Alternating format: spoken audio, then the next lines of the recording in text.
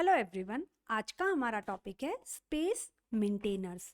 ये एक requested video है और बहुत इम्पॉर्टेंट है ये टॉपिक। इसमें से कई सारे शॉर्ट नोट्स पूछे जाते हैं, वाइवा क्वेश्चंस बहुत सारे बनते हैं। तो चलिए स्टार्ट करते हैं इस टॉपिक को।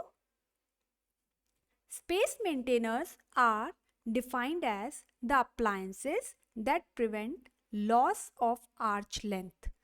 तो बहुत इंपॉर्टेंट है, ये वो अप्लायंसेस होते हैं जो प्रिवेंट करते हैं आर्च लेंथ को लॉस होने से, and which in turn guide the permanent tooth into a correct position in a dental arch. तो ये परमानेंट टूथ को गाइड करते हैं कि वो करेक्ट पोजीशन पे आए डेंटल आर्च के अंदर। तो इसको हम बहुत इजी वे में समझ सकते हैं। जब भी हम कोई जर्नी करते हैं तो मोस्टली हम लोग रिजर्वेशन करवाते हैं। तो रिजर्वेशन क्यों करवाते हैं? हम तो ट्रेन में या जो भी हमारा हम लोग जिससे भी जाना चाहते हैं हम वहाँ से जा सकते हैं, लेकिन हम लोग उस सीट को रिज़र्व क्यों करते हैं? ठीक है, ताकि हम इजीली उस जगह पर बैठ सकें और हमें पता हो कि ये सीट जो है हमारे लिए ही है और हम उसे कंफर्म करते हैं। तो इसी तरीके से जो स्पेस मेंटेनर्स होते हैं ये भी एक तरीके का रिजर्वेशन ही रहता है। ठीक है, ये उस जगह को रिजर्व करता है ताकि परमानेंट टूथ जो है अपनी जगह पर आ सके करेक्ट पोजीशन पे, और इनकी आर्च लेंथ जो है इसकी वजह से वो लॉस ना हो। ठीक है, तो स्पेस मेंटेनर्स का आइडियल रिक्वायरमेंट क्या है? It should maintain the desired mesiodistal dimension। ये जो मीजियल और डिस्टल डायमेंशन होता है इसको मेंटेन करना चाहिए। इरप्शन ऑफ परमानेंट टूथ के साथ में इंटरफियर नहीं करना चाहिए। प्लस फंक्शनल मूवमेंट, जो फिजियोलॉजिकल मूवमेंट होता है टीथ का, उसको भी ये मेंटेन करना चाहिए। Then it should allow for space regains mesiodistally when required. अब इसका क्या मतलब होता है कि जब भी हमें मीजियोडिस्टली हमें स्पेस की ज़रूरत हो तो ये हमें मेंटेन करके देना चाहिए, वापस हमें उसे रीगेन करने में हेल्प करना चाहिए। ठीक है, तो ये स्पेस मेंटेनर्स की डेफिनेशन हमने देखी, उनकी आइडियल रिक्वायरमेंट्स देखी। अब टाइप्स कितने होते हैं स्पेस मेंटेनर के? ठीक है, अकॉर्डिंग टू हेनरिचसन दो तरीके के इन्होंने दिए हैं। एक तो फिक्स्ड होते हैं, एक होते हैं रिमूवेबल। अब फिक्स्ड में इन्होंने क्या डिवाइड किया है? फर्दर क्लास 1 क्लास 2 में डिवाइड किया है। क्लास 1 में नॉन फंक्शनल टाइप, जिसमें आता है बार टाइप एंड लूप टाइप। ठीक है, ये बार टाइप रहता है और ये हमारा लूप टाइप रहता है। देन फंक्शनल टाइप में क्या होता है? पॉन्टिक, जो कि सपोर्ट देता है, एंड लिंगुअल आर्च टाइप जो लिंगुअल आर्च की तरफ रहता है। ठीक है, क्लास 2 में कैंटिलीवर टाइप होता है, जिसमें हम डिस्टल शू स्पेस मेंटेनर को देखते हैं और बैंडन लूप को हम देखते हैं। इनको फर्दर डिटेल में और आगे वाली स्लाइड्स में देखेंगे, फिलहाल आप ये क्लासिफिकेशन याद रखिए। देन फिक्स्ड के बाद आते हैं रिमूवेबल स्पेस मेंटेनर, जो कि आता है एक्रिलिक पार्शियल डेंचर, डेंचर या दोनों का कॉम्बिनेशन भी हो सकता है। ठीक है, तो ये स्पेस मेंटेनर जो थे हेनरिचसन ने दिए थे।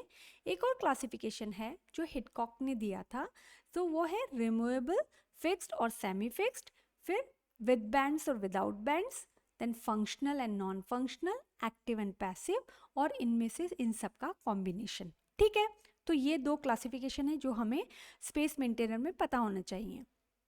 देखिए, अब ये वाला जो स्पेस मेंटेनर है रिमूवेबल, जिसे हम रिमूव कर सकते हैं और पार्शियल एक्रिलिक डेंचर के तौर पे रहता है। तो देखिए, ये इस जगह पर ये जो भी टीथ लगे हुए रहते हैं और यहाँ पर ये जैसे ये मेंटेन करके रखता है। ठीक है, जो भी इनके नीचे टीथ जो आने वाले हैं ये, तो ये रिमूवेबल है, जिसे हम हटा सकते हैं। बट फिक्स टाइप में क्या होता है, ये एक बार हम लगा देते हैं तो हम उसे हटा नहीं सकते हैं। तो ये दोनों रिमूवेबल और फिक्स टाइप के हैं। देन हमने और भी टाइप्स देखे हैं, तो उनमें हम देखते हैं बैंड एंड लूप टाइप। तो आप जैसा कि फिगर में देख पा रहे हैं, ये ऐसा बैंड होता है एक, और ये ऐसा लूप होता है। ये बैंड और ये लूप होता है हमारा, और जनरली ये सबसे ज़्यादा कॉमनली फिक्स्ड होता है और ये हमेशा यूनिलेटरल होता है। ठीक है, और पोस्टीरियर सेगमेंट्स में ही हम यूज़ करते हैं किसके लिए, फॉर सिंगल टूथ। कहीं पर अगर सिंगल टूथ जो है वो अब उसके लिए अगर हमें स्पेस मेंटेन करना है तो हम band and loop space maintainer को यूज़ करेंगे। देन आते हैं हम क्राउन एंड लूप। तो देखिए यहाँ पे क्राउन रहता है और ये लूप रहता है, ठीक है। ये स्टेनलेस स्टील का यहाँ क्राउन होता है जिसे हम अबटमेंट के तौर पे यूज़ करते हैं। ये बैंड और लूप से ज़्यादा स्ट्रॉन्गर होता है, ठीक है। क्यों? क्योंकि ये ऊपर ऑक्लूजल सरफेस पे भी प्रोटेक्शन दे रहा है। और कई बार क्या होता है इसमें, इसका डिसएडवांटेज ये हो सकता है कि सीमेंटेशन फेलियर भी हो सकता है या लॉस भी हो सकता है, पर वो बहुत कम होता है।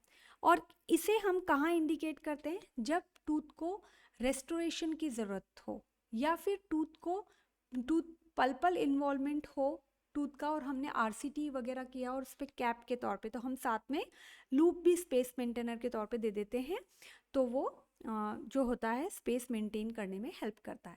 देन आते हैं अब हम लिंगुअल आर्च, ठीक है। लिंगुअल आर्च जो होता है ये फर्स्ट परमानेंट मोलर्स पे रहता है। ये देखिए यहाँ पे जो फर्स्ट परमानेंट मोलर रहते हैं यहाँ पर ये रहता है, और ये कभी भी प्राइमरी इंसाइजर्स पे हम नहीं देते हैं, ये हमेशा याद रखना है। और ये क्या करता है, मीजियल ड्रिफ्ट को रोकता है मोलर्स के, और lingual collapse of anterior teeth को भी रोकता है। मतलब यहाँ से एंटीरियर टीथ जो है यहाँ पे कोलैप्स नहीं होते लिंगुअल साइड में, और मोलर जो हैं वो मीजियली ड्रिफ्ट नहीं होते हैं। तो ये लिंगुअल आर्च वाला स्पेस मेंटेनर रहता है। तो ये मोस्टली लोअर आर्च पे रहता है। Then नेंस palatal arch. अब देखिए इसके नाम में ही हमें लग रहा है पैलेटल, तो मैक्सिलरी पे होता है ये, ठीक है। तो बैंड्स जो रहते हैं यहाँ पर वो फर्स्ट परमानेंट मोलर पे रहते हैं, ठीक है। यहाँ पे भी फर्स्ट परमानेंट मोलर पे ही हैं, देखिए ये वाले, यहाँ पे भी बैंड जो हैं वो फर्स्ट परमानेंट मोलर पे ही रहते हैं, ठीक है। और ये मैक्सिलरी लिंगुअल आर्च की तरह ही होता है, ठीक है। लेकिन इसमें एक बात ये रहती है कि ये एंटीरियर साइड में कहीं पे कांटेक्ट नहीं करता है, जबकि लिंगुअल आर्च वाला देखिए यहाँ एंटीरियर साइड में कांटेक्ट कर रहा था लिंगुअल जो लोअर जॉ पर, लेकिन यहाँ पर क्या है देखिए ये एंटीरियर टीथ को कांटेक्ट नहीं कर रहा है। और इसके बीच में देखिए ये एक एक्रिलिक बटन रहता है, ठीक है। और मोस्टली जो ये बटन होता है ये मिड पैलेट पर रहता है, और इसमें ये रहता है कि ये mesial migration of maxillary molars को नहीं होने देता है, ठीक है। मैक्सिलरी मोलर्स को ये आगे की तरफ नहीं जाने देता है। तो इसका नेंस पैलेटल आर्च है जो स्पेस मेंटेनर के तौर पे होता है, और ये वाइवा में बहुत इंपॉर्टेंट है, पूछा जा सकता है, ठीक है, कि आप इसके बारे में बताइए। देन आते हैं अब हम ट्रांस पैलेटल आर्च, ठीक है। अब ये भी नेंस पैलेटल आर्च की तरह ही होता है, लेकिन इस पे एक्रिलिक बटन नहीं होता, ठीक है। यहाँ पे जो देखिए एक्रिलिक बटन है यहाँ पर ऐसा नहीं होता है, तो उसकी वजह से टिश्यू इरिटेशन जो है वो भी नहीं होता है, और ये बहुत अच्छे से हम इसे क्लीन कर पाते हैं। लेकिन ये इसका डिसएडवांटेज क्या रहता है, डिसएडवांटेज ये रहता है कि यहाँ पर एंटीरियर स्टॉप कुछ नहीं है, ठीक है। यहाँ पे कोई भी एंटीरियर स्टॉप नहीं होता है। प्लस यहाँ पे क्या होता है कि जो भी ये एंटीरियर स्टॉप नहीं होने की वजह से टूथ शिफ्ट होने के चांसेस बहुत ज़्यादा रहते हैं, ठीक है। और इसे हम कहाँ पर चॉइस करते हैं, मोस्टली आप देखिए एक साइड पर तो आर्च जो है वो इंटैक्ट है, ठीक है, और दूसरी साइड में क्या है, मिसिंग होता है, तब हम इसको ट्रांसपैलेटल आर्च को हम लोग देते हैं, ठीक है। एक साइड पर तो पूरे टीथ इंटैक्ट हैं और एक साइड पे मिसिंग है, तब हम ट्रांसपैलेटल अप्लायंस को देते हैं। तो ये हमने पढ़ा था band and loop, then crown and loop, lingual arch, Nance palatal arch, transpalatal arch appliance, and next होता है हमारा डिस्टल शू स्पेस मेंटेनर। अब डिस्टल शू स्पेस मेंटेनर जो रहता है ना, ये बहुत इम्पॉर्टेंट MCQ है। कई कॉम्पिटिटिव एग्जाम्स में इसको पूछा गया है डिस्टल शू स्पेस मेंटेनर को, और शॉर्ट नोट भी आता है, वाइवा में भी बहुत इंपॉर्टेंट क्वेश्चन है, ठीक है। तो इसे सबसे पहले विलेट्स ने 1932 में दिया था with bar type gingival extension, मतलब जिंजाइवल साइड में एक बार की तरह इसका एक्सटेंशन रहता है। बाद में रोशियन ने इसे मॉडिफाई किया था 1942 में, और उन्होंने इसे, देखिए ये वी शेप का, ऐसा वी शेप का उन्होंने जिंजाइवल एक्सटेंशन दे दिया। तो एक तरफ तो डिस्टल शू में क्या हुआ, यहाँ पर क्राउन आ गया, और दूसरी तरफ क्या हो गया, ये एक एक्सटेंशन के तौर पे, वी शेप में एक्सटेंशन के तौर पे रहा। अब इसका बहुत इम्पॉर्टेंट इंडिकेशन क्या है, ये बहुत इम्पॉर्टेंट है, हमें पता होना चाहिए, वाइवा में पूछा जाता है। कब हम इसको देते हैं, when secondary primary molar require extraction. अब यहाँ पर जो सेकेंडरी प्राइमरी मोलर है उसका एक्सट्रैक्शन हमें करना है, और इसके नीचे जो फर्स्ट परमानेंट मोलर है वो नहीं इरप्ट हुआ है, उस जगह पर हम डिस्टल शू स्पेस मेंटेनर को देते हैं। ठीक है, तो ये बहुत इंपॉर्टेंट है। कब हमें देना है, जब फर्स्ट परमानेंट मोलर इरप्ट नहीं हुआ है और सेकेंड प्राइमरी मोलर को हमें एक्सट्रैक्शन देना है। अब देखिए कि अगर कौन सा टूथ मिसिंग है और हमें कौन सा ट्रीटमेंट उसको देना है।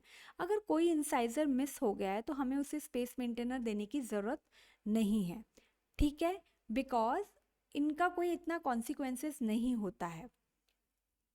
एक्सेप्शन कब है, कि अगर इंसाइजर्स प्राइमरी कैनाइन इरप्शन से पहले लॉस हो जाएं, तब हम देख सकते हैं कि if incisors are lost prior to primary canine eruption, तब हमें देना पड़ सकता है। देन कैनाइन अगर मिसिंग है तो हम बैंड एंड लूप टाइप का देते हैं, ठीक है, जिसकी, ऐसा क्यों होता है, ताकि हम मिडलाइन शिफ्ट की पॉसिबिलिटी को कम कर सकें। फर्स्ट मोलर अगर मिसिंग है तो बैंड एंड लूप या क्राउन एंड लूप देते हैं, ताकि प्रिवेंट कर सकें हम loss of arch dimension. Second molar का अगर हम देखते हैं तो डिस्टल शू, सेकेंड मोलर अगर मिसिंग है तो डिस्टल शू देते हैं, space maintainer, band and loop, lingual arch, ये सब देते हैं। ये क्या करता है, फर्स्ट परमानेंट मोलर को गाइड करता है परमानेंट पोजीशन पे, और आर्च सर्कमफेरेंस को भी मेंटेन करके रखता है।